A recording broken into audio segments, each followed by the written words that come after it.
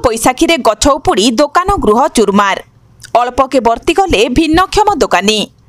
अनुगुल जिला बरपाड़ ब्लॉक निकटस्थ नुआहता ग्राम पंचायत सिमिली साहि रे अदिनिया काल बैशाखी जोगु गछ उपुड़ी जणे भिन्नक्षम दोकानी दोकान गृह भांगी चुरमार हो जाइछि।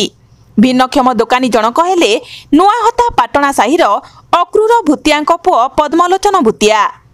आज को प्राय 15 वर्ष हेब 55 नंबर जातीय राजपथ पार्श्वर इलेक्ट्रोनिक्स सामग्री मरामती करी परिवार प्रतिपोषण करती। शनिवार संध्या समय अदिनिया काल बैशाखी बरपाड़ अंचल तांडव करिथिला। एथिरे अंचलर विभिन्न स्थान रे क्षय क्षति होइतिबा नजर को आसीछि।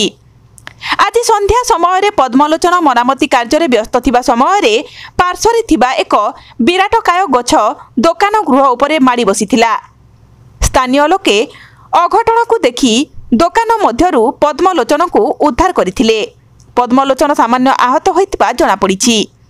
खबर पाई बरपाड़ दमकल बाहिनी घटनास्थल रे पहुंची दोकान उपरे गछ को काटी देई बड़ धरणर क्षय क्षति उद्धार करिसंती।